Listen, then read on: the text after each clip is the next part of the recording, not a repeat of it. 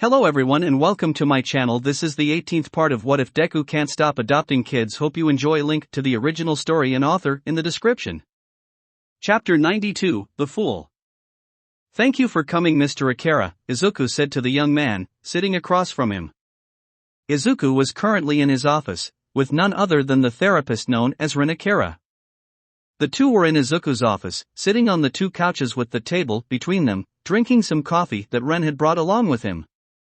No, please, the pleasure is all mine, Ren said, his voice as smooth as the coffee he brought. I have to say, I'm very much a fan of your work here. It's all rather remarkable. The man was by all means, physically not too remarkable in most ways.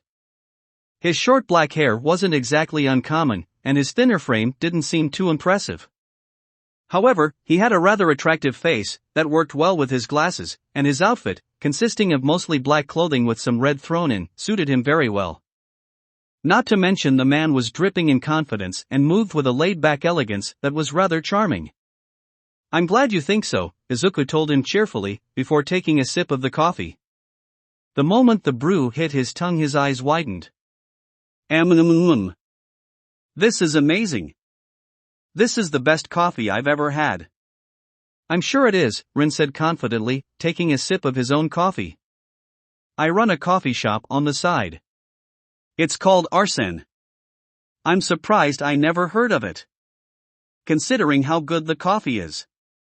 Izuku told him, taking another sip. Honestly, it must be pretty hard being a therapist and running a coffee shop. Ran gave a deep laugh that almost sounded faintly sinister. That's a riot coming from you.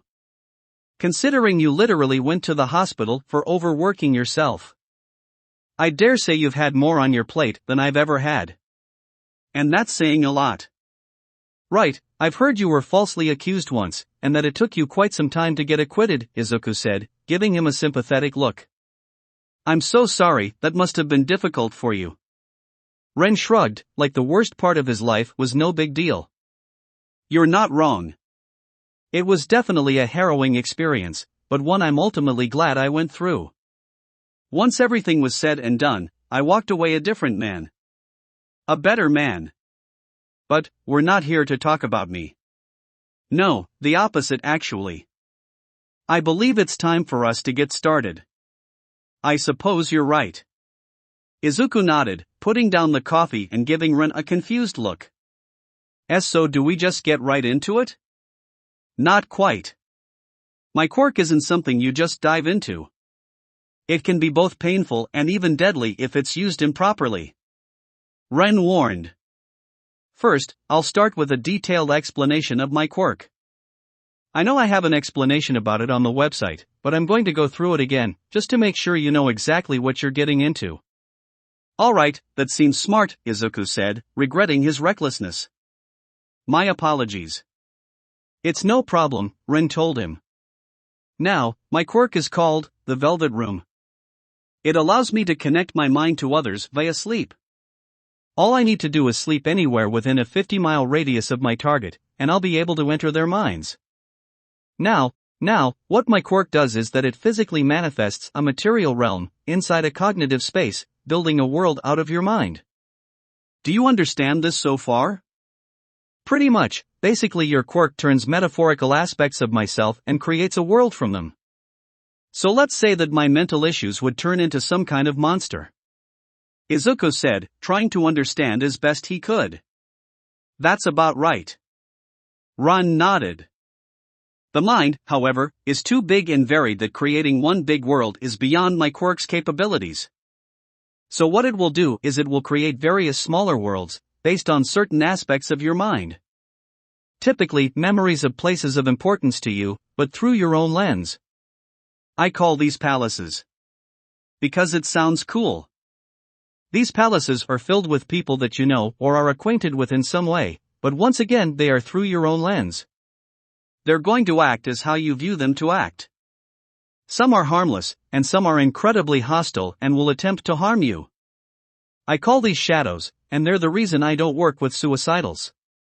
You see, for the most part, even if your mind is hostile towards you, let's say you have a persecution complex, and you constantly blame yourself, the shadows in your mind will attack you, but it's still your mind, and so long as you don't want to die, they won't kill you. I see, I figured that might be the case.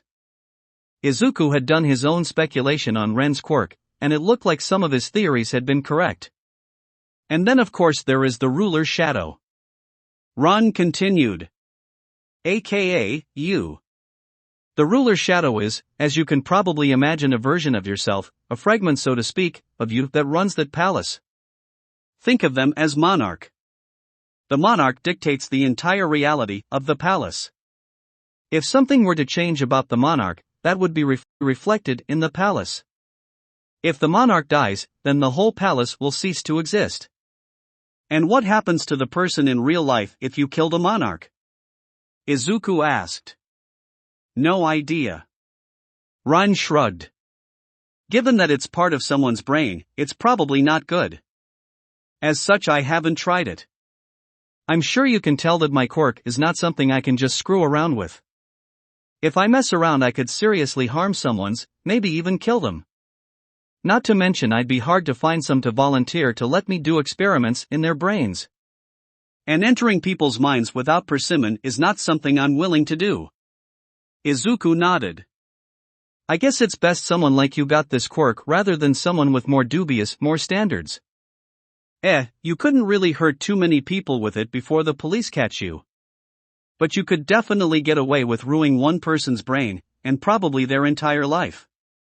Ren said. Now what you want to do when you enter a palace with hostile shadows, is fight against the shadows, and overcome the monarch. So, how does fighting in that palaces work? Izuku asked. Well, strength in palaces is typically indicated by willpower, Ren explained. The stronger your willpower, the more powerful you are. Of course, your actual abilities in the palaces are dictated by your abilities in real life. Mostly quirks, but as someone without a quirk, I'm curious to see how it will affect you. So am I. Izuku's mind was running wild with all sorts of possibilities about how his quirk may work in tandem with his own mind and lack of quirk. He couldn't deny, he was kind of eager to just jump into it. Now then, I need to ask you. Do you have any suicidal thoughts or feelings? Ren asked him seriously. I've read your file, as well as your physiological profile. And I have to say, I have my doubts. Just under a year ago, you were seriously depressed, you didn't even leave your house. And you were on the verge of being placed on the suicide watch list. And while a lot of things have changed in that time, it's highly possible that those feelings still linger. And I don't want to risk sending you to your death. Izuku paused, taking a few moments to think, before giving his response. Back then, I had almost nothing. My dream was crushed and I just didn't feel like I had a reason to live. I spent my whole life with only one goal in mind. My whole life. It just felt like my whole life was pointless. If things had gone on like that for much longer, those thoughts may have crossed my mind. Given enough time, I may have even actually done it or at least tried, but that all changed when I met Eri. People like to say that I saved Eri that day, but in reality, she was also saving me. I felt like I had a purpose again. Like there was a reason for me to exist. And the more kids that came into my life, just confirmed that this, what I'm doing now, was my reason to live. Taking care of children, ensuring their happiness, and making sure they have a bright future, was what I was meant to do. Even if it wasn't what I originally wanted. I won't lie, I have a hard time when it comes to thinking about my own health. Which led to my collapse. But after seeing the aftermath of that incident, I could never dream of allowing that again. I may not value my own life all that much, but the people I care about do. And so I would never dream of hurting them like that. I swear. The two of them stared at each other for a while, looking into each other's eyes, testing Izuku's resolve. Eventually, Ren smiled and leaned back before taking a sip of coffee. Very well then. I think it's time we moved on to the next part. Ren then took out some pills from his pocket. Now we can start using my quirk. Izuku took 2 pills and held them up to his face. So I'm assuming this is to put us to sleep? To put you to sleep. I've learned how to force myself to sleep by now. It's kind of a really useful skill when you have a quirk like mine. Ren smirked. For multiple people to enter into the palaces, you have to be touching me while my quirk is active. And you have to be sleeping too. Ah, I see, Izuku said. All right. Let's begin. Izuku took the pills, and the two of them laid down on the floor, with Izuku touching Ren's shoulder. He closed his eyes, and let the pills do their thing. XXXXXXXXXXXXXXX. When Izuku opened his eyes, all he saw was velvet. He was in a cafe that was entirely covered in velvet. The walls, the booths, the stools, the ceiling. Everything. The sounds of a piano and a woman singing could be heard through the whole cafe, but he couldn't find the source of the music. Izuku was currently sitting on one of the velvet stools, at the velvet bar, under the velvet lighting. And in front of him was a small girl, looking slightly older than Ken or Nara. She had long blonde hair and wore a velvet hairband that matched her almost completely velvet outfit, with only some hints of black to spice it up. She stared at him kindly with her golden yellow eyes and gave him a soft smile. Greetings, Izuku Midoriya. Welcome to the Velvet Room. Ha, ha. Izuku was more than a little confused right now. He felt a hand touch his right shoulder, and he looked over to see Ren on the stool right next to him. I told you my quirk creates a bridge between my mind and yours. This is that bridge. Ren explained. The Velvet Room. Oh, that explains the name of your quirk. Izuku said, realization washing over him before he curiously looked around the room. Although why is it velvet? And why a cafe? I assume that has something to do with your own cafe. But who is this? Ah, how rude of me. I have yet to introduce myself. The girl said, before giving him a curtsy. My name is Lavenza. I am the embodiment of Velvet Room itself. I am what you call a sentient quirk. Organizing the human mind into a plethora of palaces, shadows, monarchs, is a bit too complicated for a human to properly do, Ren explained. As such, my quirk needs to have its own mind to do that. Hence Lavenza. Fascinating, Izuku said, taking another look at the whole place. One thing he noted in particular was two doors. One at the front of the cafe, where the exit would normally be in such a place. And a back door at the end. But why is everything velvet? Because I like velvet, Lavenza explained. Like I said, Lavenza is the embodiment of the place, so naturally she has some element of control over it. Although my mind is what gives the place its shape, Lavenza can decide things like the color of everything, what decorations get put up, etc. Ren explained. And it's been covered in velvet for as long as I can remember. I'm really not sure why she loves this color so much though. We all have things about us that we don't understand. Like how you can eat so much curry and coffee despite what it does to your insides. Lavenza told him. Anyway, we should probably get going now, Ren said, quickly changing the topic. Since this is pretty much a dream world, time here passes differently. So we have plenty of time. But still, it's best if we do what came here to do. Very well. Lavenza politely bowed, before gesturing towards the back door. I've already picked out a rather troublesome palace. It will be beneficial to clear this one, but it shouldn't be too overwhelmingly difficult for a newcomer. Perfect. You're as great at your job as ever, Lavenza. Ren complimented her. Considering it is my only job, it would be rather shameful of me to perform any less than perfect, Lavenza told him.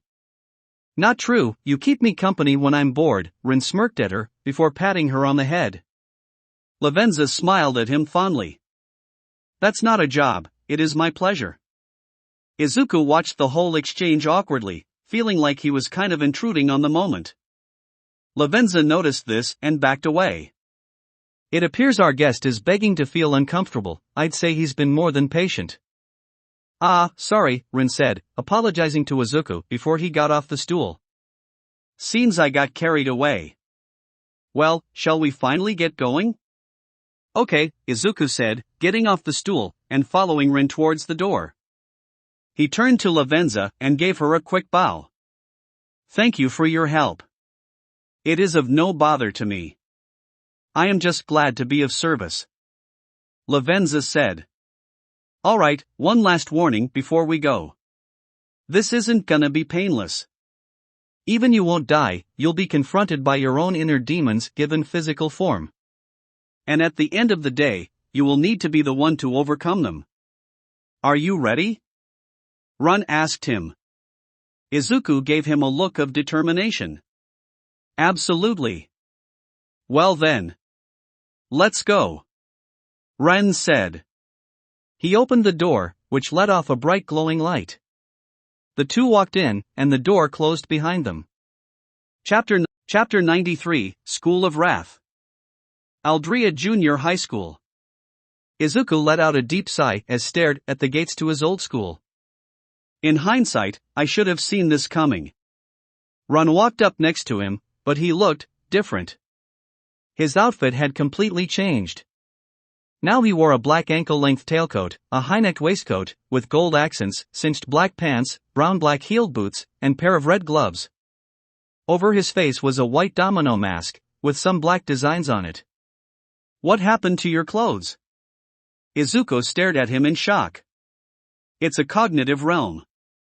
With a strong enough will, you can do things you can't in reality, including changing your clothes. Ren gave him a devilish grin. I look good, don't I? I mean, yeah.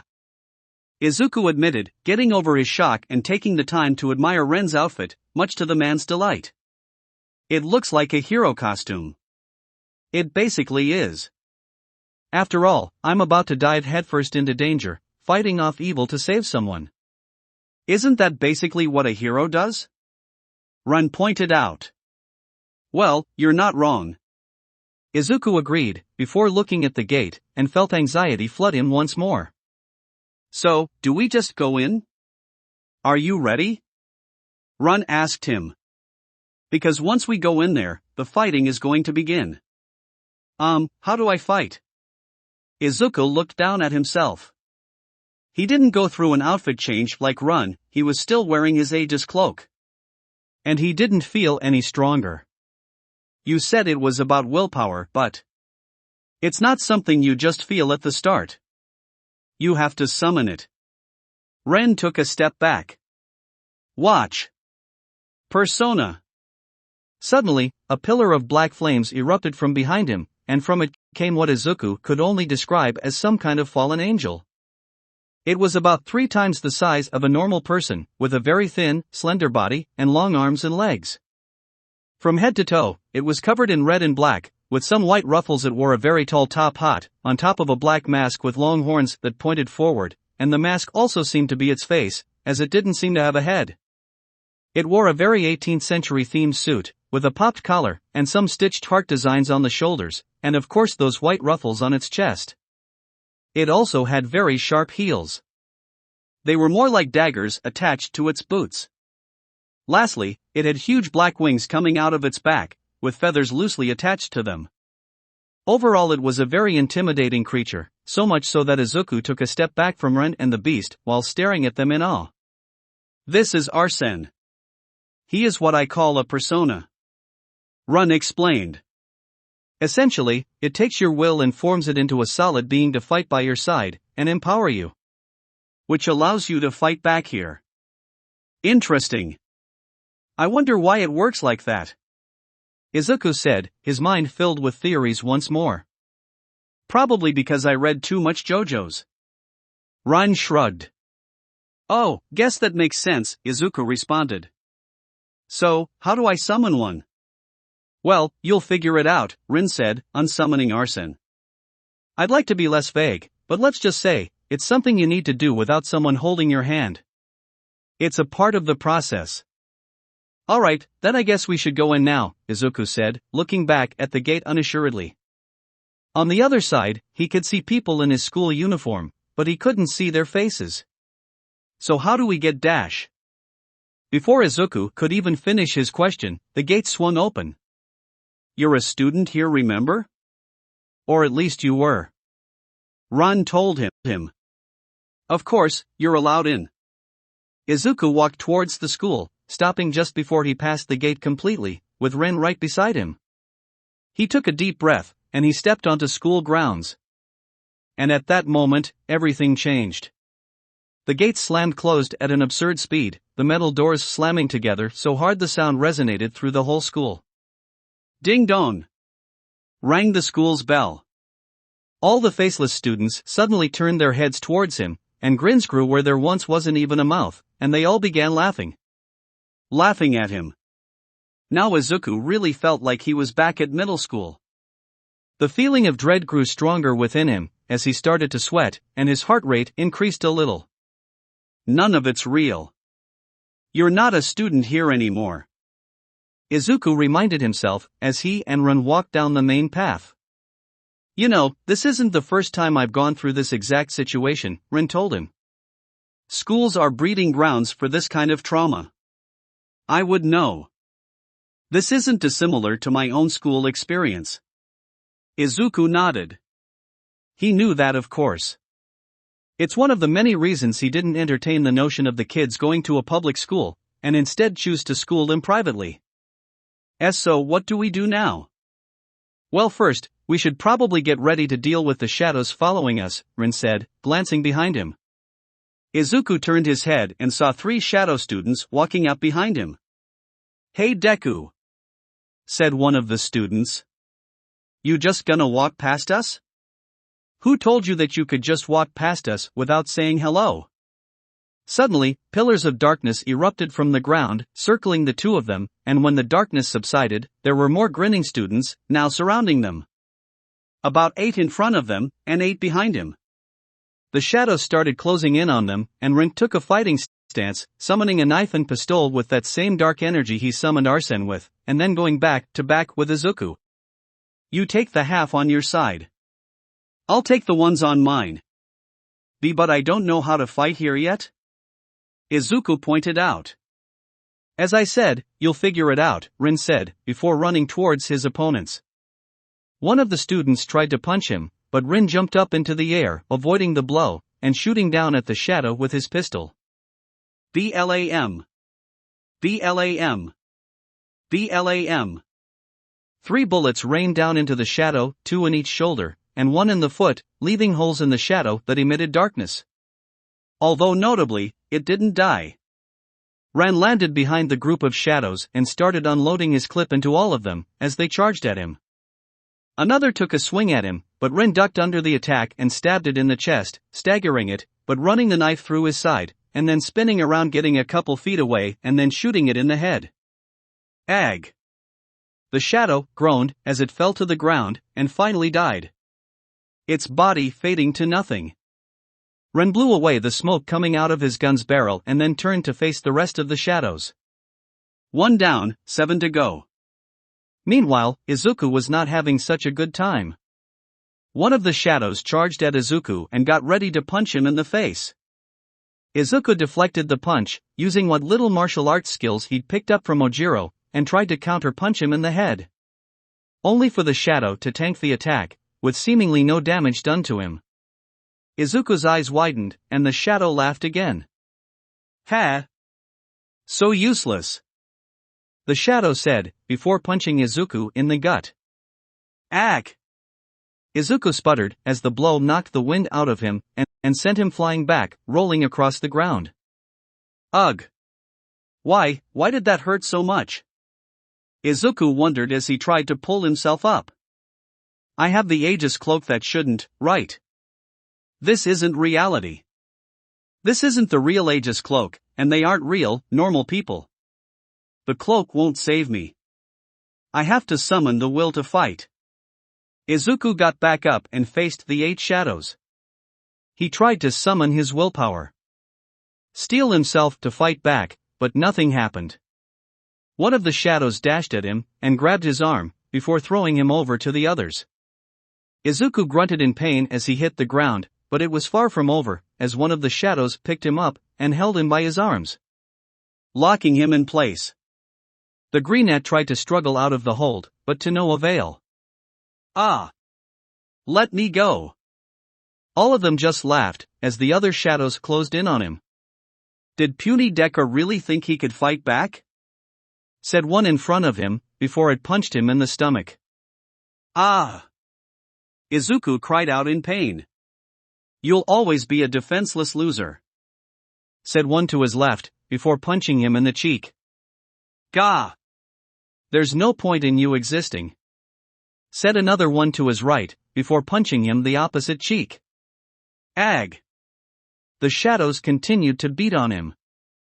Meanwhile, Rin finished shooting another shadow dead, while another shadow student ran up behind him.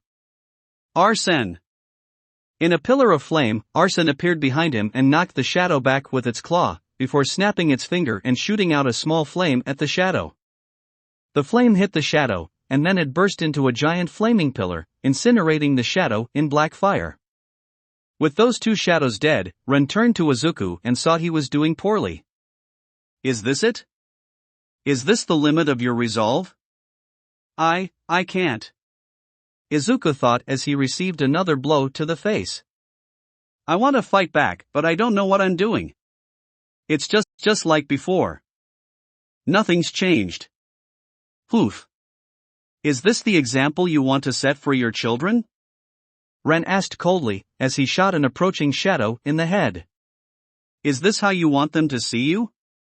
All your children want you to be happy. And these people are standing in your way. Are you going to let them take the happiness you've strived to give them? Izuku grit his teeth. And looked up at the shadows once more. My kids, what would they do if they saw me like this? So weak. He could imagine it now.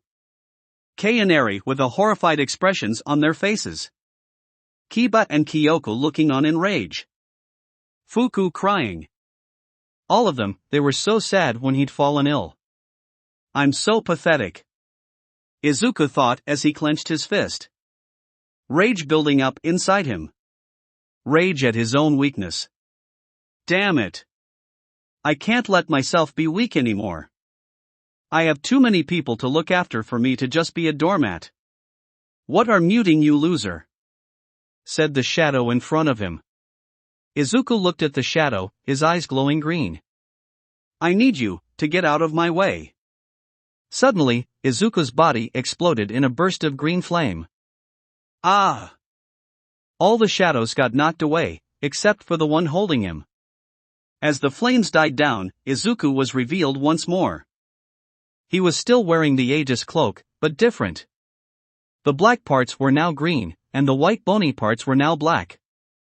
His hood was up now, but instead of the blank darkness that was usually seen whenever the hood was up, two glowing green eyes were visible. Ha! The shadow holding him grunted in confusion, but suddenly another pillar of green flame appeared behind him. This time, a figure emerged. A tall, hulking figure, made of dark green fire and holding a club with sharpened stones jutting out of it. Get off me! Izuku finally broke free of the shadow's grip, and the green figure then slammed its weapon down on the shadow, splitting it in two and killing it. TCH. Don't get cocky, Deku, said one of the shadows, as they all started to get back up.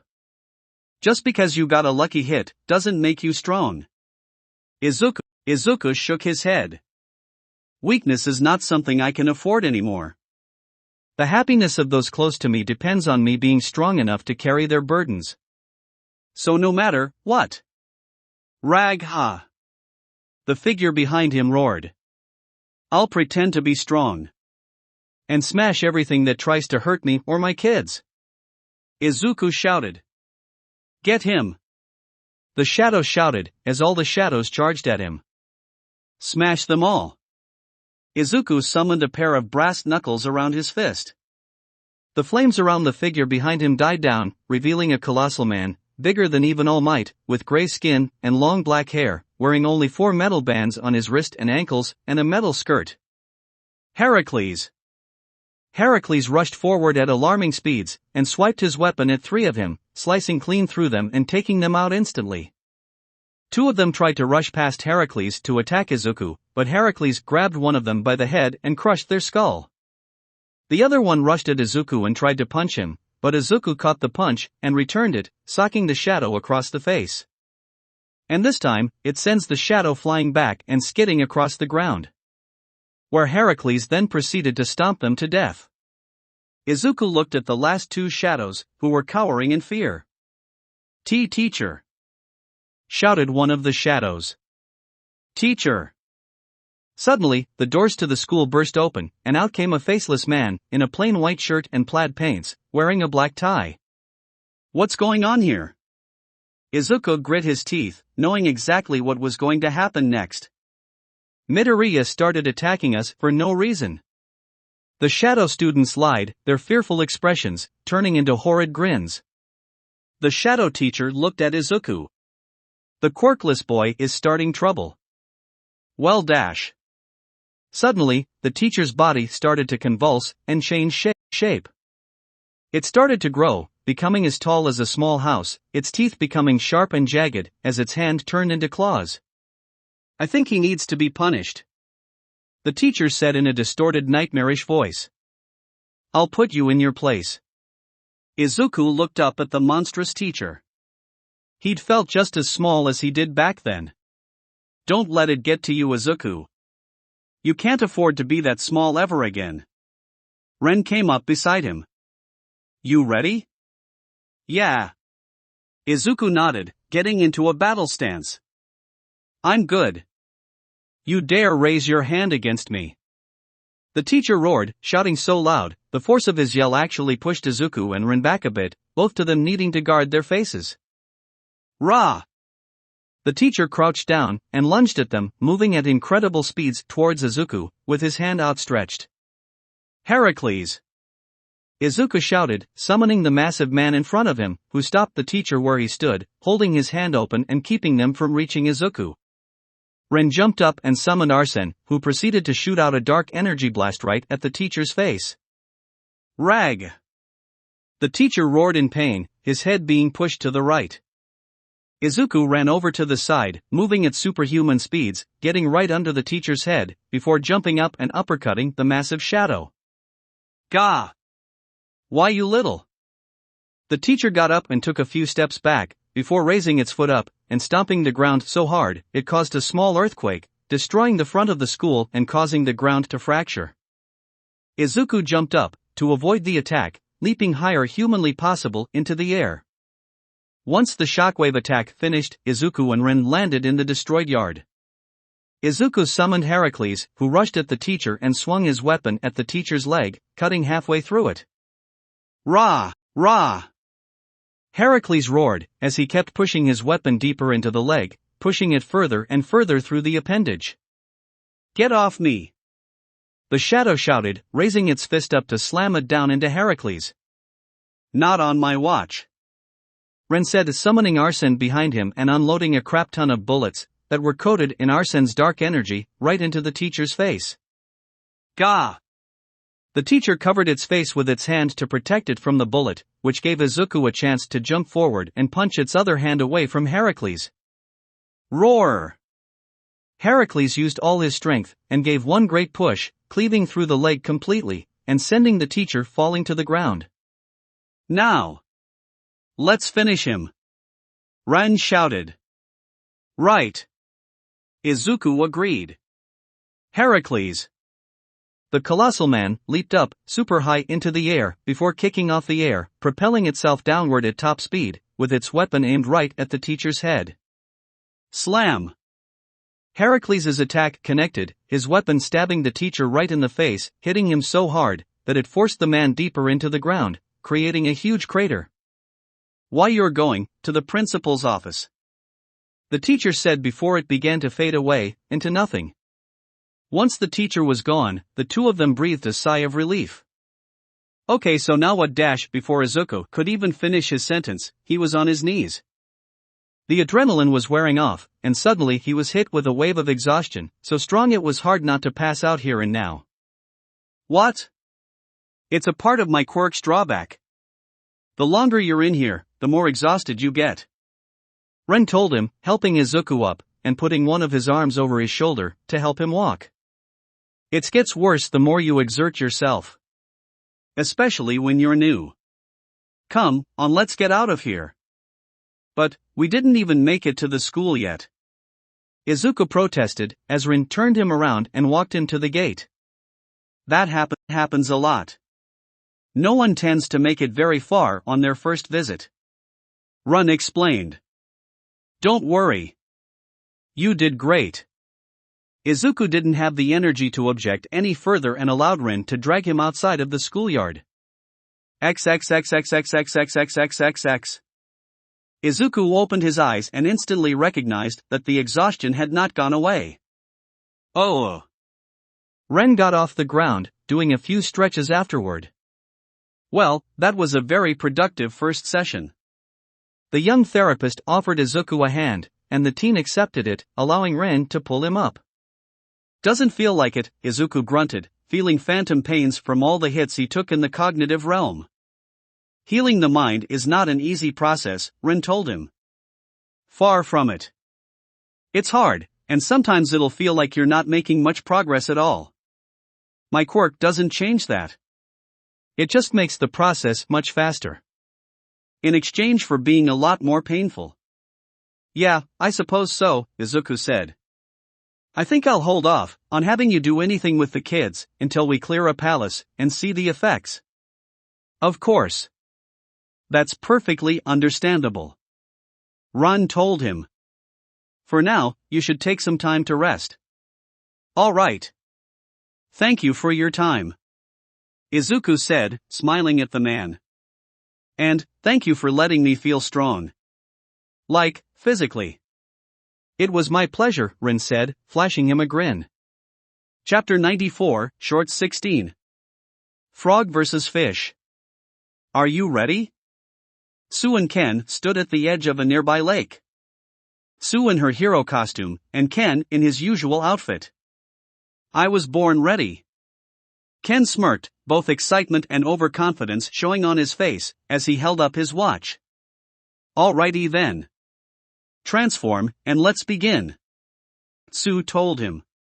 Ken happily complied. In a flash of green light, Ken transformed into the human-like fish monster, Ripjaws. And without any further ado, the two jumped into the lake, Ken's legs transforming into a fishtail once he was underwater. They both swam with ease, although Sue swam noticeably faster and with more ease. Having far more experience than Ken. The two of them then swam to the opposite sides of the lake, before staring down each other. Ken gave her a nod, and then Sue gave him a nod back. And so the fight began. Ken immediately rushed towards her, ready to go on the attack. While Sue waited patiently for him to approach. When Ken reached her, he tried to swipe at her, but Sue ducked underneath the claw swipe and maneuvered herself so she could deliver a devastating double kick to the face. Ken's head got knocked back, and he was dazed for a moment, but he didn't even get the chance to recover before Sue kicked him in the side of the head, knocking him away, although not very far, seeing as they were underwater. Man, those legs hurt.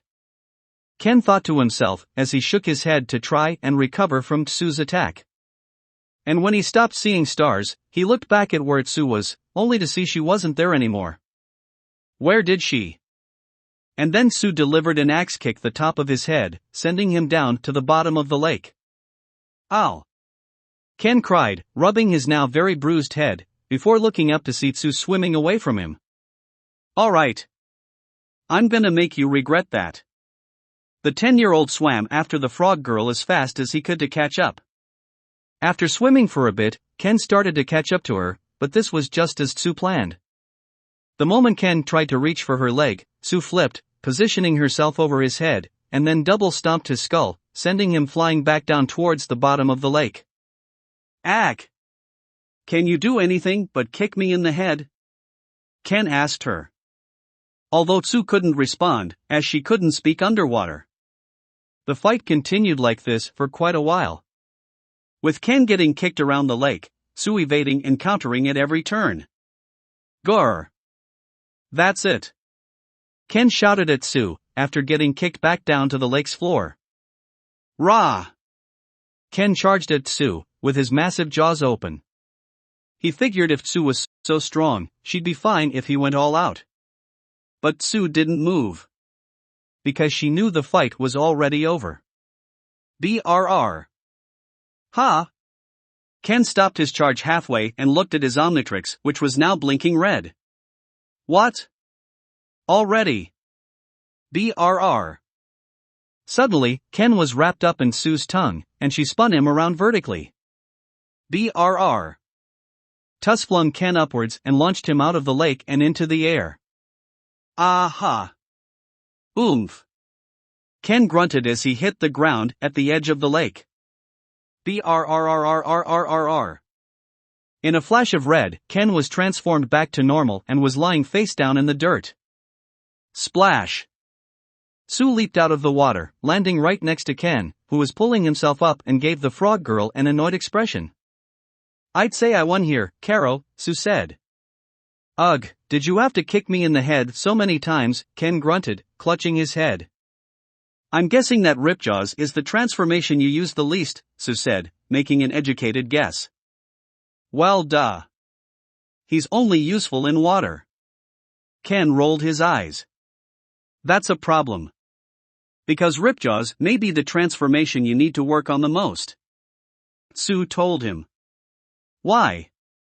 Not too many villains are committing crimes at sea. Ken said, giving her a confused look. There are more sea-based villains than you'd think, Sue told him. Ripjaws may only be useful underwater, but are any of your other forms nearly as useful underwater? I mean, no, Ken admitted. Right, and if you want to be the number one hero, you have to play to your main strength. Varsity. Sue reminded him. You'll never be as strong as Kiba, but Kiba can't breathe underwater.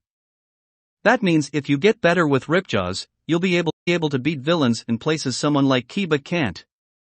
Those are points that could lead to you becoming number one in the future. Ken pondered this. I guess you're right. Not to mention, if you're fighting someone as Ripjaws underwater and you're timed out, you're screwed, Caro. Sue reminded him. At least if you time out on land, you might still be able to get away from the fight and wait until you can use your quirk again. But if you time out underwater, you're just gonna die. Ken thought about that for a second before cringing. On second thought, yeah, I definitely need to practice with Ripjaws more.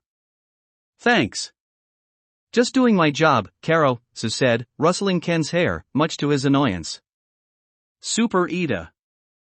Ida was currently washing a mountain of dishes when Ken came up to him. Hey, Ida. I just had the best idea ever. Ken said, looking up at him with a big grin on his face, before pulling up his Omnitrix. Let's hope this works. Wait. What are you? Ida was cut off by a green flash, as Ken turned into Upgrade, and started approaching him. Young man, what are you? Suddenly, Ken's amorphous body came onto Ida and started merging with him, spreading up his own body, until everything below Ida's neck looked like Upgrade. What on earth? Ida felt so strange. His whole body was tingling and he was extremely confused. Alright. Ken said, his voice coming out of the Omnitrix signal on Ida's chest. It worked. What worked? What's happening? Ida said, waving his arms frantically in a panic. Relax. You know how Upgrade can merge with technology and upgrade it? Ken reminded him. Well, I thought Ida has machines in his body. So what if I used Upgrade on him? I see. That is quite clever. However, I must insist that next time you ask for consent next time you do such things. Ida scolded him. Yeah, sorry about that, Ken said, not sounding all that apologetic. But hey. Let's go take this form a spin. But the dishes. Ida's protest fell on deaf ears, as Ken moved his body for him, forcing him towards the outside. No time. We only have 10 minutes, remember? Ken told him, as they left the kitchen area. But the dishes. Ida cried in despair, as he was forced to move on. XXXXXXXXXXXXXX. Vroom.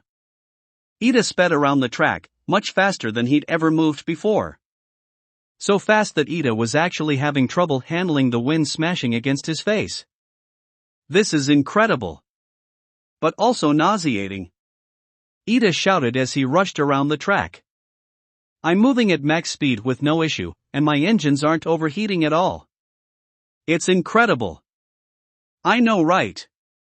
Ken said, laughing like a madman. Man, this is awesome. Hey! Let's see how far we'll get if we jump. Wait, what? Ida questioned. Suddenly, Ida's jets went into overdrive, and he flew into the air so fast he appeared to be a blur, going high into the sky over the forest. This is a terrible idea. Ida screamed as he flew through the air, terror filling his voice. This is an amazing idea. I've never flown this fast before. Ken yelled, his voice filled with excitement. How are we going to land? Ida asked. Oh, was Ken's response, now sounding far less enthusiastic. Whoops. As Ida's forward moment started to waver, the two of them began to fall down towards the lake. I'm telling Midoriya Aoa. Splash.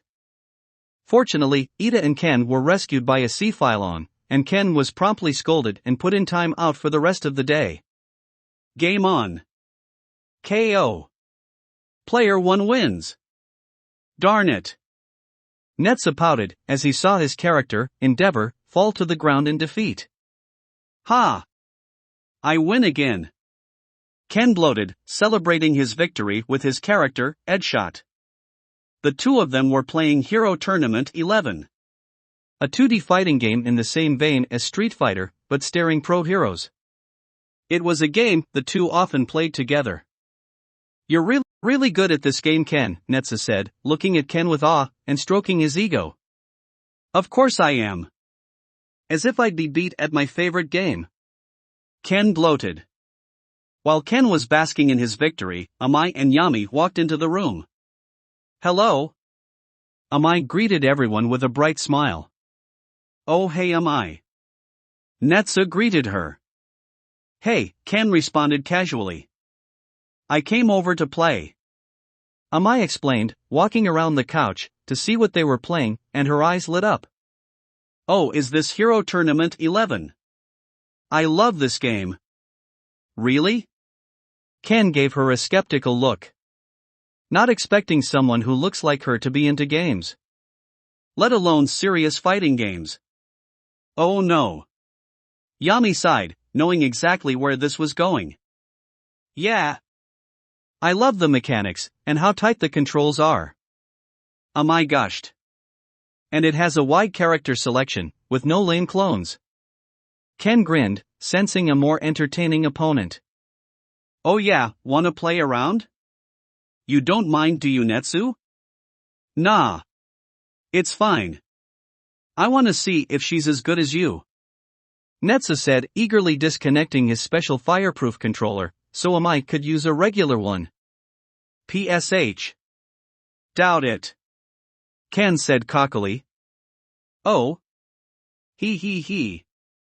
Amai giggled sinisterly, as she looked down, her eyes hidden by shadows. Here we go, Yami said, taking a step back. Amai grabbed the sides of her dress, and threw it into the air, off of her body. What? Ken was taken aback by this sudden stripping of clothing out of nowhere, but was relieved to see that Amai was wearing a red tracksuit underneath her dress, for some reason. Amai then, quick as can be, took out a hair tie, and tied her hair into a ponytail, before taking out a red headband, and wrapping it around her forehead. Lastly, she took out a pair of glasses and put them on. Amai Shinkaku mode activated. Amai shouted, doing a flashy pose. Whoa! She transformed. Netsu gasped. She didn't form, she just changed her clothes really quickly. Ken said, taking slight offense to calling that a transformation. Also, why were you wearing a tracksuit under your dress? I'm always ready for a challenge. Amai said, getting on the couch and grabbing a controller. Now shut up and play nerd. Whoa! What's the personality shift? Ken asked, throwing Amai a bewildered look. This Amai's other half. Gaming form. Yami explained. She like this whenever someone fight her in video game. Lots intense. Why she had no friends before met me. Oof. Not my fault the scrubs couldn't take the heat. Amai responded as she connected her controller and got to the character select screen. So you're gonna stick with Headshot? Yeah. Ken answered, still confused by this new side of Amai. Not bad. Fast character, decent damage. His frames are probably the best in the game. But he has some troubles winning natural, although his counter, crouch, and dash make it really hard to hit him too. Not to mention his hitboxes are just dumb. Amai summarized. Nice pick, A-tier character. Amai then proceeded to pick Endeavor. You sure you want to pick Endeavor? Ken asked confidently, giving her a smug look. Netza just finished using him, and I kicked his butt. If you beat Endeavor with Headshot then Tetsu's skills must be absolute garbage, Amai said casually. Hey! Netsu shouted, taken aback by the sudden insult. Also my name is Netsu. Let me show you how someone actually plays Endeavor, Amai said, smirking wildly. The game started, and Ken immediately rushed forward with Headshot, rapidly attacking Endeavor, who guarded expertly, not taking a hit despite Headshot's relentless assault. What? Too scared to make a move? Ken chuckled, with Amai not saying a word in response, completely focused on the game. As this was happening, Kiba walked into the room. Greetings siblings, I by the darkness. Ken, what are you doing? I'm kicking Amai's butt. Ken said, still trying to get past Amai's perfect guarding. At least I will be when I freaking hit her. Oh you poor fool, Kiba said, giving Ken a pitiful look. I too fell for her trap. Her first form is a deceptive ruse, waiting to ensnare you so she can reveal her true form. For you see, Amai is actually a professional gamer. Downloaded. Amai shouted. Time to go. Suddenly, Endeavor did a burst attack that flung Headshot away from them. Endeavor then jumped back, gaining some more distance from him, before firing off a fireball, and then as the fireball was traveling towards Headshot, Endeavor shot a fire blast upwards that started traveling down towards Headshot, and after that Endeavor crouched down and set the floor on fire. Ken was overwhelmed. He blocked the fireball, but not the flaming ground, which hit low and as such went around his standing block, causing him to get hit. And this was the start of Ken's zoning hell. The screen was covered in fire, Endeavor throwing around flames like there was no tomorrow, and Ken only managed to block a few attacks, before getting hit by something from the other side of the screen. And anytime Ken tried to get in close, Headshot would just get a flashfire fist to the face, or run into a Hell Spider attack. KO. Player 2 wins. Headshot was down in no time. GG easy, Amai said, cracking her fingers and doing some stretches. How? Ken gaped like a fish. I would have perfected you, but I needed to learn your playstyle first, Amai told him. Didn't want to get tagged by a filthy casual. Better to sacrifice the perfect to chip shield damage. As I said, she's not just any typical gamer. She's a pro, try-hard gamer. Kiba explained. She's even won tournaments. Whoa, really? Netza said, looking at Amai in awe. Amai smiled smugly. Yup. One day, I'm gonna be a real pro. I'm gonna win the big leagues, and do gaming as a job. You can do that? Ken asked, looking at her wide-eyed. Aha. The big tournaments pay lots of cash. So I could make boatloads of money by playing games. Amai explained, before giving Ken a smug look. But I don't think it's the kind of thing for scrubs like you run. Okay. First, my name is Ken. Ken responded angrily. And second, you only won one game. Don't think you're so much better than me. Oh? You wanna go for round 2? Amai offered confidently. That poor soul. Kiba shook her head, before looking at Yami. You wanna get some popcorn so we can watch this massacre properly? Yami shrugged. Okay. And so it began. For the next hour or so, Amai continued to absolutely destroy Ken, in every single way imaginable. Perfecting him in every round. After zoning him out for a few rounds, Ken decided to switch to All Might and try to brute force his way through Endeavor's zoning with super armor. Not a bad strategy. But unfortunately, the gap in skill was too high. Every time All Might would get close to Endeavor, Endeavor would lock him in a combo, and knock him back. Then Amai switched to Fat Gum and countered him into the ground.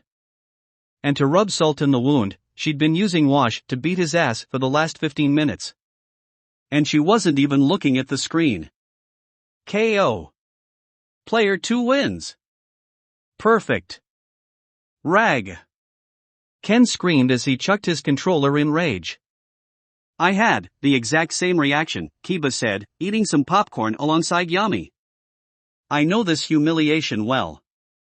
It's just a game, guys. Yami shrugged, not understanding why everyone was so worked up.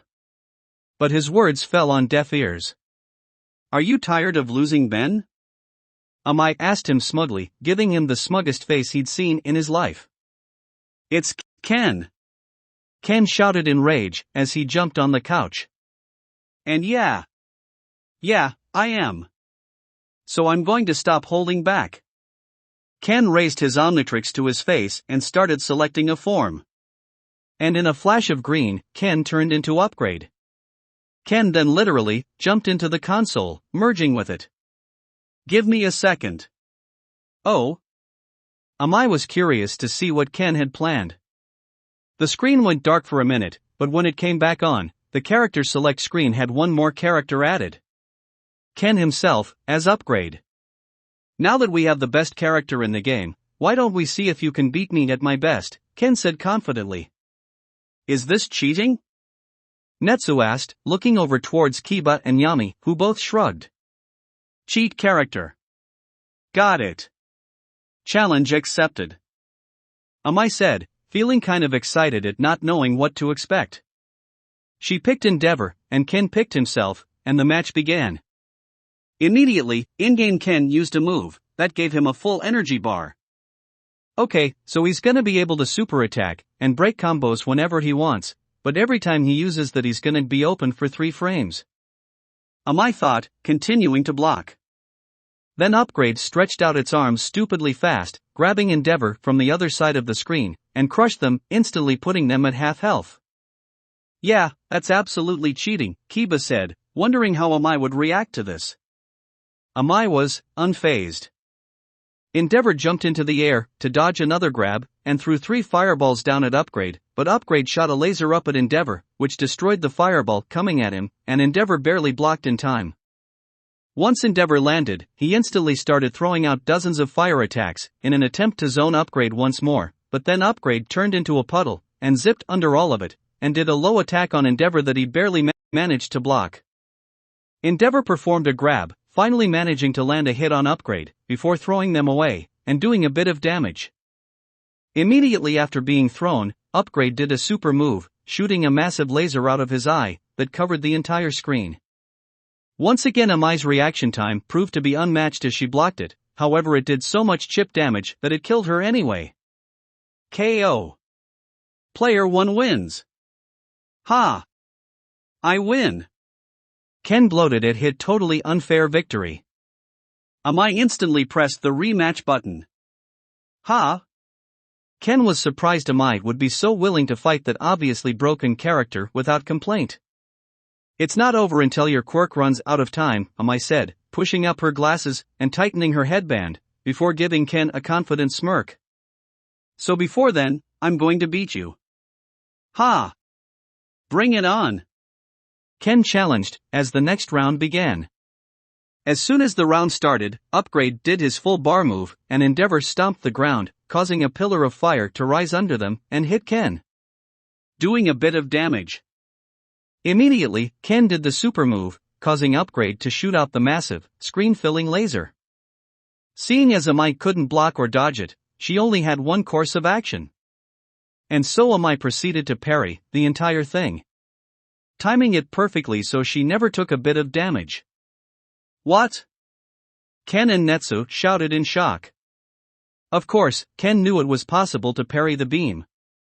That's why he felt comfortable making it undodgeable and unblockable. He just didn't expect her to actually be able to do it. Yami and Kiba remained unfazed, having already witnessed Amai's skills. Of course, Ken's shock left him open for an attack, and after parrying that huge attack, Amai had plenty of meter. Prominence burn. Endeavor shouted as he did his ultimate move, shooting a massive beam of fire at Upgrade. Upgrade was now below half HP, and Ken was panicking. He was tempted to just cheat even more than he was already. But then what was even the point? This was to prove she wasn't as good of a gamer as she thought she was, and if he put her in a completely impossible situation, then that would just defeat the purpose. So he soldiered on.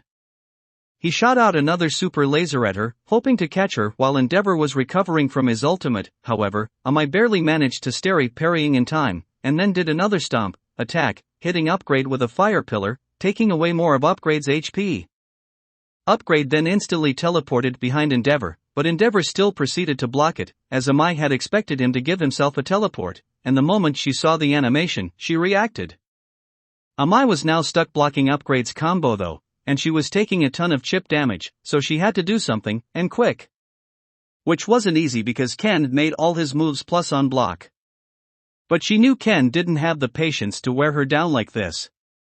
And inevitably, she was right, and she saw him going for a grab, and moved back, escaping from Upgrade, before unleashing a flashfire fist, burning some meter to lower its start up significantly and blast Ken away from him, while putting his HP in the red. Upgrade teleported behind Endeavor again and immediately used its massive laser, which Endeavor parried again.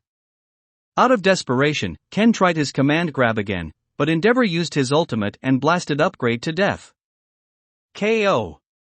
Player 2 wins. No. Ken shouted in despair. Ha! Get wrecked. Amai cheered, smiling victoriously as she held her arms in the air. Whoa! Whoa! She actually beat him. Netsu shouted in amazement, his fire flaring up. Most impressive. I'll admit even with her skills I was skeptical she could beat such a cheap character in such a short amount of time, but she really has outdone herself here. Kiba said, giving Amai a soft applause. Thanks, Lady K, Amai said. BRRR. BRRR. BRR. BRRR. BRRRRR. In a flash of red, Ken was no longer merged with the console, and no longer Upgrade. Damn it! I'll beat you one day. Ken swore, feeling absurdly frustrated. Sure you will, scrub, Amai responded cockily before she looked up and noticed something. Despite Ken no longer being merged with the console, the Upgrade character was still on the select screen. Wait, can just change game codes in seconds? Huh? Ken asked, before looking up to see his character still in game. Oh yeah. Any physical changes Upgrade makes to stuff is undone, but changing code is permanent. Wait. Kiba's eyes grew wide. Does that mean you can put anyone into a game? Including myself? Yeah. Ken took a second to think about that, and an idea popped into his head. For a price. If you want money? Why don't you just make a game? Amai asked. And thus the room fell into dead silence, as the bomb had just been dropped. Amai, Ken said, turning to her with dollar signs in his eyes. I take back every bad thing I said about you in my head. Guys. I'm making a video game. Chapter 95, Game Plan. Inside Ken's room, a group of children had gathered. Of course, there was Ken himself, and his sister Nara. But along with them were Eri, Kei, Kiba, Fu, Kota, Shiruku, Yami, Otoko, and Netsu. Fuku was also here, surprisingly enough, with her hoodie on of course, and she'd eaten a bit of Amai's calm candies. Speaking of whom, Amai was also present. Why were they all here? To plan a game, of course. While Ken could handle the technical aspects of creating a game, he could use some help with the creative aspects. As such, he went around asking everyone if they would be interested in helping him, and this is who he got. Alright. So here's what I have so far. Ken pitched. A handsome, incredibly talented man gets transported to a fantasy world that's being invaded by monsters ruled by a terrible demon king. And he must wield the Genesis Gauntlet, a gauntlet that lets him turn into different types of dragons to stop him and save the world. Nara rolled her eyes. You're not even being subtle that the main character is your self-insert. Well, it's my game. Why shouldn't I be the main character? Ken said, defending himself. Ken's ego aside, the premises isn't bad. Generic, but we can work with that. Kiba added. So long as we make me a queen. I wanted to be a princess, Eri said quietly. But I want to be a king. Koda added. I want to be a snake. Kei added, being as predictable as ever. Oh. Can I be Eri's pet snake? Like a huge snake that keeps her safe. I would like to be a handsome prince. Read a piece of paper that Otoko held up. Wait a minute. Ken shouted. Not everyone can royalty here. Maybe they can? Fuku spoke up and instantly regretted it as now all the attention was on her. Well, if we have multiple kingdoms, then we can make everyone who wants to be royalty, royalty. And I was also thinking maybe we could tie that into the Genesis Gauntlet. If it lets you turn into elemental dragons, maybe we could make it so it uses dragon stones. And right now it doesn't have all the dragon stones, and the stones are scattered across multiple kingdoms that are having problems because of the Demon King, and once you help out the kingdom, you get the dragon stone. Oh, that's great. Games need a sense of progression after all, and each time you get a stone, you get to transform into a cool new dragon with cool new powers. Amai added. Huh, yeah, that does sound cool. Collect dragon stones to defeat the Demon King. Ken smirked. Great job, Fuku. Thank you. Fuku stuttered. I think Fuku should be the lead writer. Said a voice coming from Ken's closet. Moo! Fuku shouted out in shock. Wait, like Moo the ghost boy? Nara asked. Isn't that the kid no one ever sees? Ken looked at his closest in confusion. Why are you in my closest? Well, I saw that you were making a game, and I wanted to help too, Moo explained from inside the closest. But, I don't like being seen by people. So I hid the closest. Is that okay? Ken shrugged. Sure. Knock yourself out. Cool. Thanks. Moo said. So what did you say about Fuku being lead writer? Ken asked. Ha? Fuku piped up, remembering Moo's original proposition, and suddenly becoming very nervous. Wait. Why me? Because you like to write stories a lot, Moo explained. I think they're really good. Oh. Yeah, Fuku's really creative. She comes up with all sorts of ways she thinks people could kill her. Kei pointed out without a hint of self-awareness. She does do that. Eri agreed, although she winced as she did so. Well, she did already come up with a good main plot. So I guess making her the head writer is for the best. Nara shrugged. Yeah, sure. That sounds good. Ken agreed. Wait. I didn't agree to this. Fuku objected, before shooting a mean look at the closet, which was moot because Moo couldn't see it. And you weren't supposed to tell anyone about that, Moo. Not cool. Sorry, Moo said apologetically. I just think your stories are really good, and it's a shame more people can't read what you write. Hoof. Fuku pouted under her hood. Don't say nice things like that when I'm mad at you. Come now, dear sister, this is your time to shine. Kiba urged her. Just imagine how you'll feel when you see all those people praising your writing.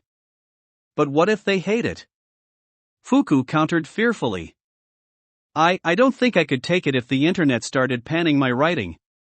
I don't think that'll happen, Fu said. You're an abused 8-year-old girl. Anyone who harshly criticizes your writing is not the kind of person whose opinion you should care about. What are you worried about? Netsu spoke up. So long as you put passion into what you do, people will recognize it. Just work super hard and you'll get tons of people praising you. That's surprisingly profound, Shiroku said, not expecting something like that from Netsu. I think you can do it, Fuku. Eri encouraged her, patting her on the back. Yeah, you can do it. Kei joined in on the back patting. I think it's the right choice. Fuku was still very unsure about this. Also, since you're getting a more important role, you'd be getting more of the money, Ken added. Fuku's eyes went wide under the hoodie. I guess I could do it. Kota laughed. Wow, all that encouraging from your family and the money is the thing that convinces you. That's not the reason. He just happened to say that after I made up my mind. Fuku lied, her face red with embarrassment. It's okay, sister, I know how enticing money is, Shiroku said, before looking at Ken. By the way, I'm getting a lot of cash because I'm the lead character designer, right? Sure, Ken answered. Fantastic, Shiroku said, smiling with delight. This is going to be fun. Okay, let's establish what everyone's characters are going to be, Fu said. One at a time. So we're not constantly speaking over each other. Kiba, you first. Okay. I want to be the vampire queen of a kingdom of eternal night. Kiba started excitedly. I'm a warrior queen who draws power from the blood moon. Fuku took out a notebook and started writing all this down, so she wouldn't forget anything and make anyone angry. Alright, Netsa, how about you? Fu asked. I want to be swordsman who wields a sword made of fire. And wanders the land fighting for justice. Netsa said. You mean sword that's on fire or a sword made of fire? Fu asked. A sword, made of fire. Netsu emphasized. Alright, Shiroku, you're next, Fu said.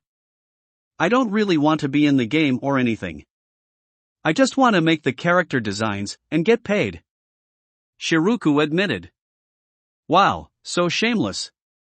Kota sniggered. Don't pretend like you're not here for some reason. Shiroku rolled her many eyes. That's not the only reason, I think it'd be cool to be in a video game, Kota argued. Okay then, what role do you want? Fu asked him. I want to be a demigod. Kota smirked. One that commands the waves themselves, and takes vengeance on anyone who disrespects them. A demigod? Darn it, I should have thought of that. Kiba cursed her oversight. Wow, another big ego, what a surprise, Fu said, rolling his eyes. Anyway, what about Eri? K2, since I guess your stories are gonna be intertwined. I just wanted to be a princess. I didn't really think of anything else. Eri admitted sadly. Sorry. And I just wanted to be with Eri, and be a snake, Kei added with a shrug. I think I can make that work. Fuku said, thinking out the story in her head. What if Eri is the princess of time, that watches over the course of history, with her guardian, the Greek snake K? And when the demon lord comes and threatens her world, and when no one can wield the Genesis gauntlet, she summons someone from another world who can. Oh, that sounds so cool. Kay gasped, her eyes widening in amazement. Heck yeah, that's amazing. Ken smiled widely. Chosen hero, picked by the princess of time. I like the sound of that. Great job, Fuku, I knew I was paying you for something. You haven't paid me yet, Fuku mumbled. Are you okay with Eri? Fu asked. Eri nodded, and gave Fuku a thumbs up, making the hoodied girl blush. By the way, what role do you want, Fuku? Nara asked. Oh well. Fuku hesitated. It might sound a bit silly, but please don't judge me for it. You're fine. Just say it. Ken told her. Okay, I want to be Lady Kiba's younger sister. A warrior princess who was called Eri to help the hero, and ran away at the beginning of the game, to aid them. Fuku explained very quickly, before going silent and nervously waiting for everyone's reactions.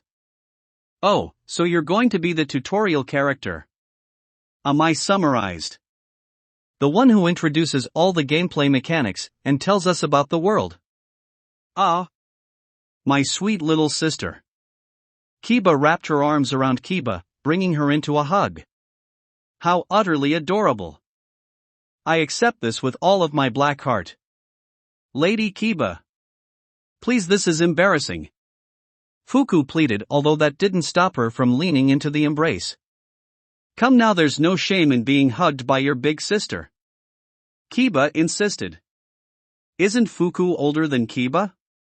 Amai whispered to Yami. Yami shrugged. They don't care. Alright, Otoko, you're next, Fu said. Otoko nodded, and raised a sign that he'd been writing on, which read, I want to be a nice-looking prince, that rules over plants, and protects nature. Alright. Yami? What about you? Fu asked. Not in-game. Draw monsters. Yami explained. So you want to be the monster designer? That makes sense. Fu said.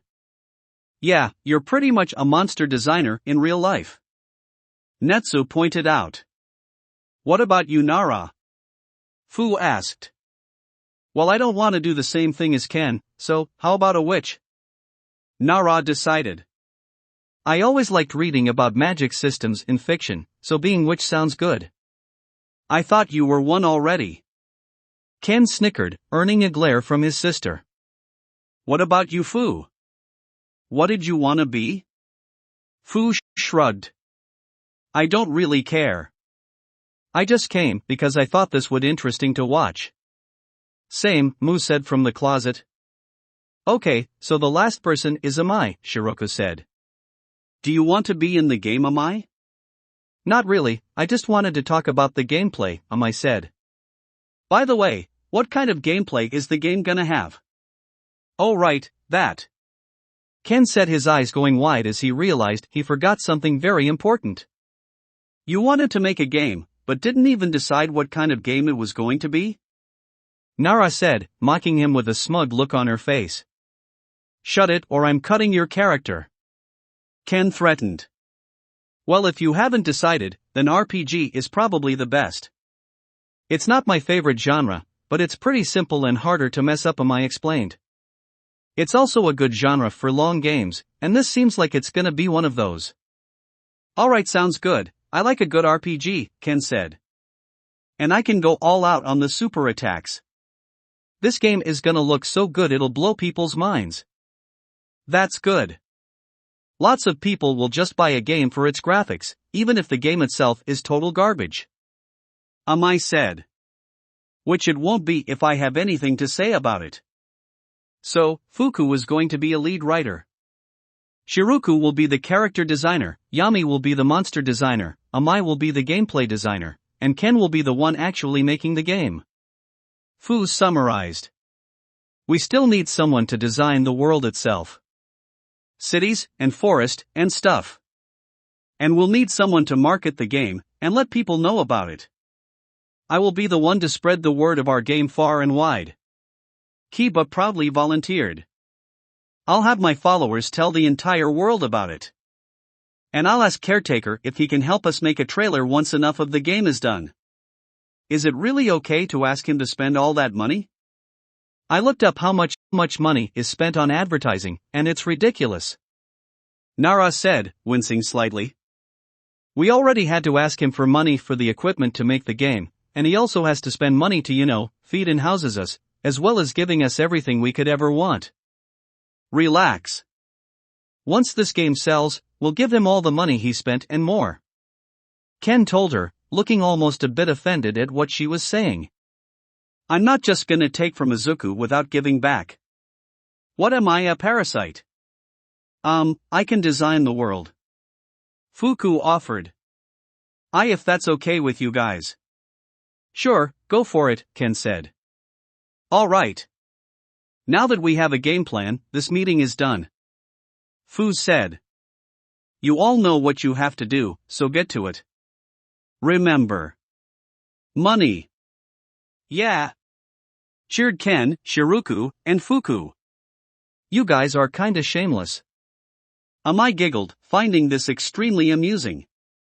I like it. As the meeting ended, and everyone started to leave, Amai grabbed Yami's sleeve. Can we talk? In your room? XXXXXXXXXXXX. After a quick trip to Yami's room, the two sat on Yami's bed, and Amai began to speak. So, my school is having a sports festival soon, Amai explained, blushing slightly for some reason. Yami titled his head. Like UA? Huh? No. No. It's nowhere near as big as something like that. Amai smiled at the childish misunderstanding. It reminded her how innocent he was despite his appearance, and how smart he actually was. Lots of schools have events like this, but UA's is one of a kind. But it's still pretty important for my school. And I really, really hate to lose. Even if it's not at video games. So, I would really appreciate it if you went and cheered me on. Amai turned away, as she awaited her answer.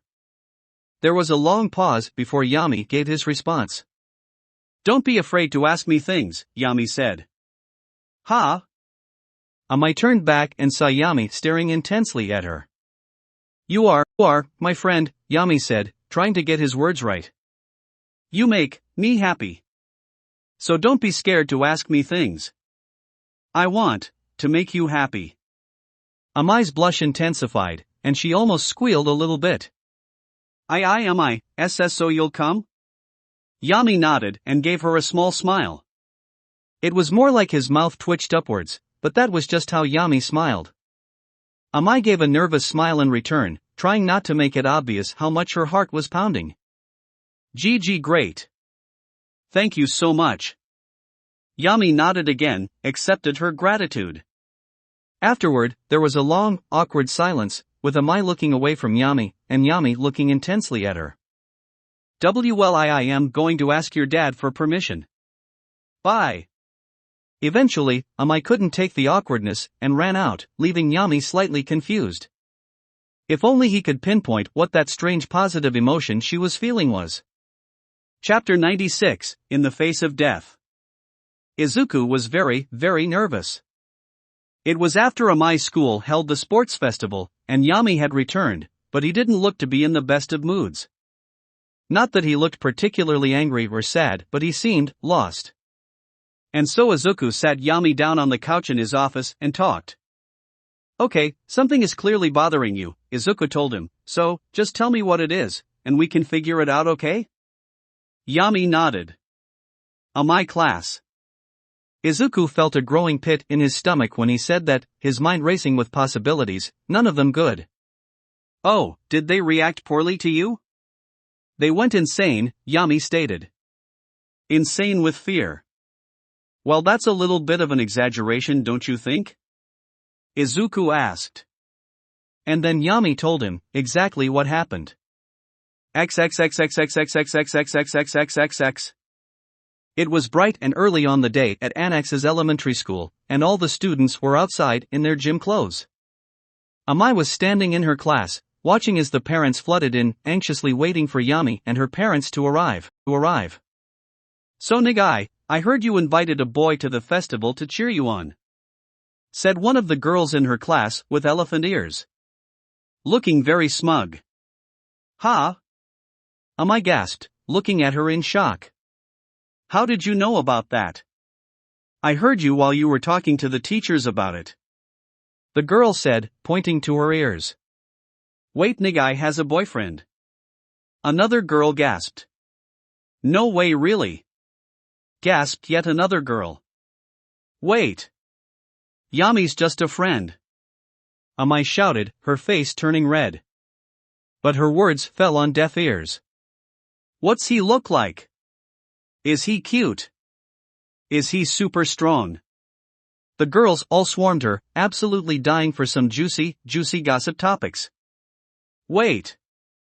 I told you it's not like that. Amai repeated.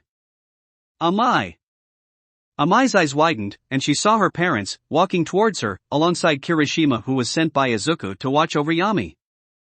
Her father is where Amai got most of her looks from. Being a standard handsome, blonde man, wearing a black suit. On the other hand, her mother was so drastically different, that you'd likely never guess they were related.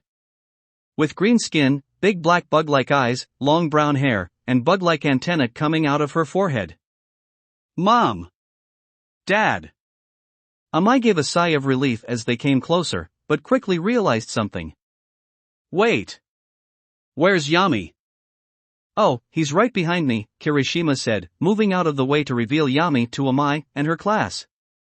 Yami was currently wearing his Aegis cloak, with the hood up, meaning all they could see was a boy in a black cloak with white bones on it that was emanating darkness, and a pair of beady red, glowing eyes under a dark hood.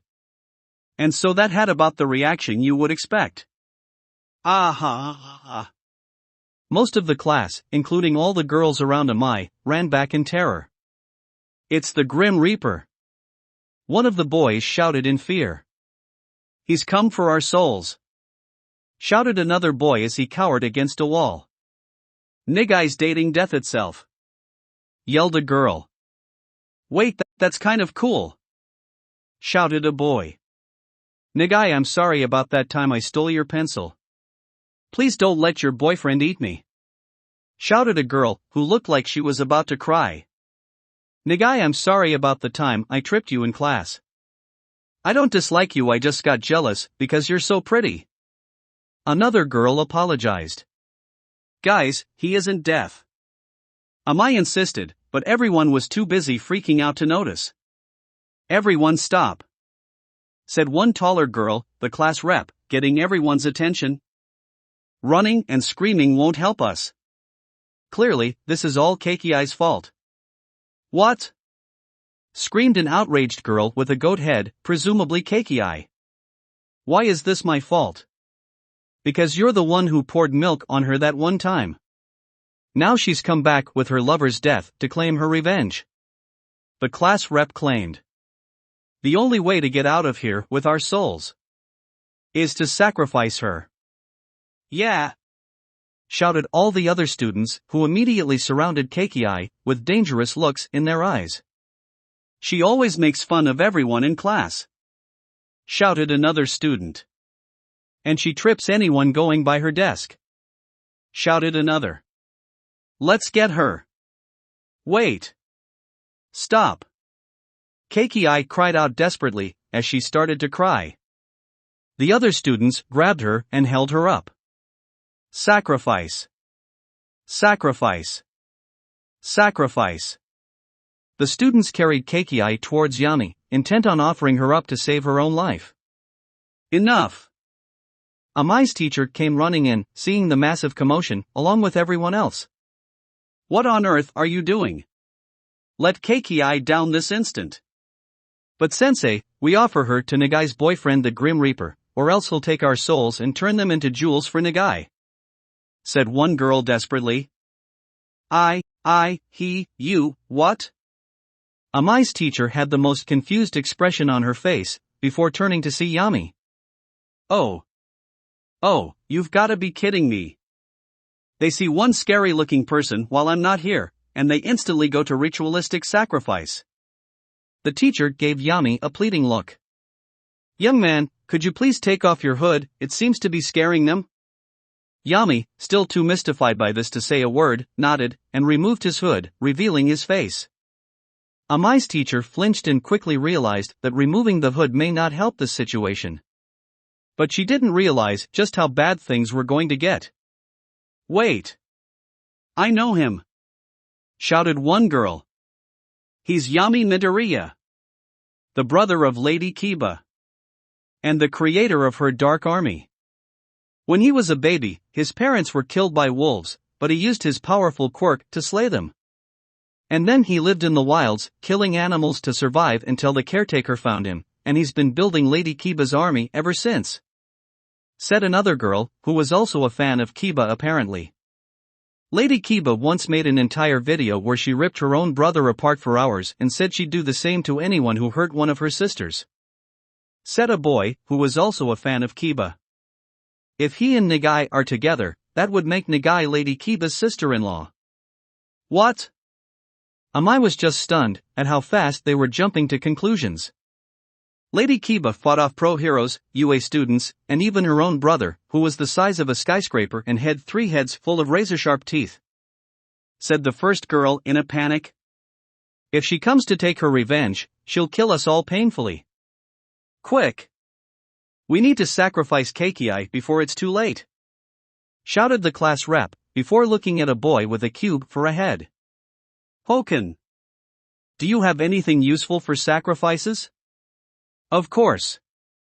Hoken opened a portal and took out a massive pointed stake, some firewood, some rope, a few matches, and some torches. Perfect. Tie her to the stake and burn her.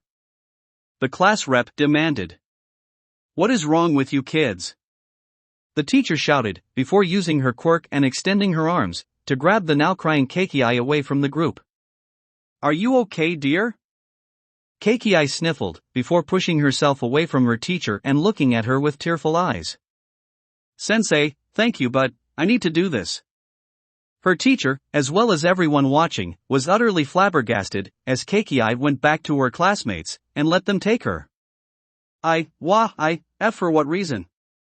I've had a lot of time to think since they said I was offered as a sacrifice, Keikiai said, as her class tied her to the stake while listening intently. My class hated me so much, they instantly choose me to sacrifice. And they did it because I've been such a mean person to all of them. They all grew to hate me. But I don't want to be hated. Back at my old school, I used to have lots of friends, and then everyone turned against me when I got my quirk and started looking like this. After I transferred here, I didn't want to get close to anyone, because I didn't want to feel betrayed again. So I treated everyone so badly, so they wouldn't get close to me. But I didn't want to make everyone hate me. I want people to like me, but it's too late. Hopefully, if I sacrifice myself so everyone can live, they'll like me after I'm dead. Am I being pranked right now? Yami thought to himself, as he tried to comprehend what the hell he was looking at. All the students were now giving the girl pitying looks, most of all the class rep, who looking up at the tied-up girl, with tears in her eyes. The class rep looked down, clenching her fist and gritting her teeth. To think I just thought you as a bully. I didn't even notice you were suffering this much. I should have done something.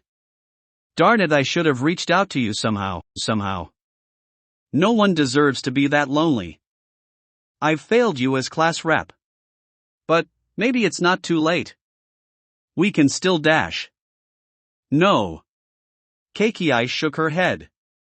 Someone has died in order for everyone else to live, and I've already accepted my fate.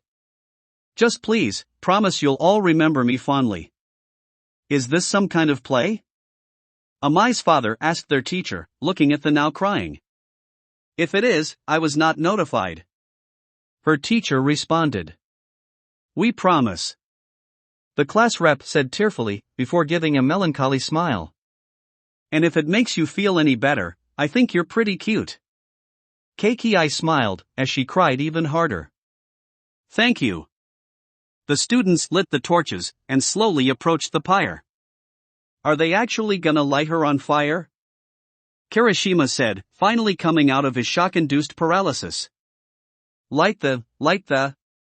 The class rep tried to give the command to burn her, but she couldn't bring herself to do it. I can't. I just started to understand her. How could I bring myself to burn her now? It's not fair. Keikiai was about to say something when one of the Kiba fangirls spoke up. Wait. Stop, don't set the fire. Said the fangirl. I just realized something. What if this was a test? All her classmates gave her concerned looks. Think about it. Why would she send him on the day of the sports festival? A day about overcoming challenges and improving yourself. The girl continued. It was a test. We're not supposed to sacrifice her, but the old version of her. The one that was being mean out of fear, so that way she could be reborn as a new, better version of herself. Right, Nagai? Sure. Yeah. Yeah. Yeah. Absolutely, you got it right. At this point, I still didn't know what was going on and didn't care. She'd just say the thing least likely to get someone burned alive. Of course.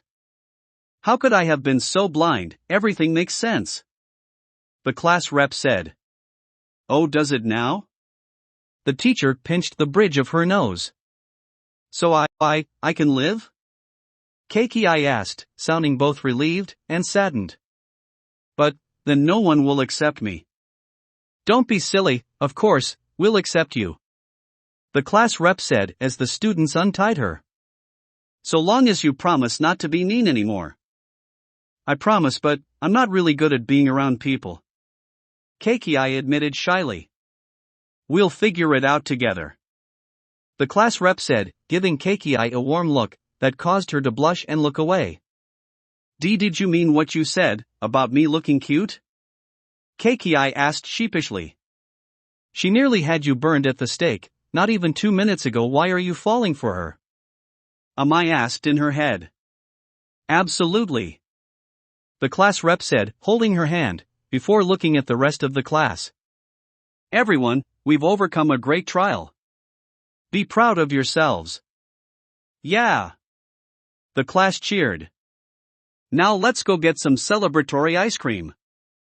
The class rep said as she and the class walked off. Literally, just leaving. Everyone left just stood there in shock, trying to comprehend what they just saw. The teacher was the first to react, throwing down her clipboard and walking away. I quit. XXXXXXXXXXX. So you're saying that when you showed up, the kids there went so crazy with fear that they attempted to make a sacrifice to you and Kiba, learned some kind of lesson, and then left. Izuku summarized, with a very perplexed expression. Yami nodded. Yes. Izuku stayed silent for a while. Just looking at Yami. Trying to gauge if this was a prank or joke of some kind. Or a weird lie. Now while Yami wouldn't be the kind of person to do that, Izuku couldn't accept a story that absurd off the bat. After seeing that Yami seemed genuine, Izuku pulled out his phone to check the authenticity of the story. Hello, Mr. Nagai, yes, I'm calling about the sports festival. Yami just told me a interesting story. Izuku said over the phone. Wait, that really happened? Including the sacrifice, really? Oh, okay then. I hope you have a good day then. Goodbye. Izuku set the phone down and turned back to Yami. Okay. So, give me a second. The two then sat in silence for a while, as Izuku tried to figure out what to even say after that. After a lot of contemplation, Izuku finally spoke up. You didn't make those kids go insane, Yami. They were clearly in desperate need of mental help before they met you. They need therapy? Yami asked. Yes, Yami. Yes, they do, really badly. Izuku told him. Don't take this as your fault, you didn't even say anything. Normal people won't see your face and try to offer the lives of their friends to you like some kind of ancient god. This was a very, very, very unlikely scenario. Okay? Okay. Yami nodded.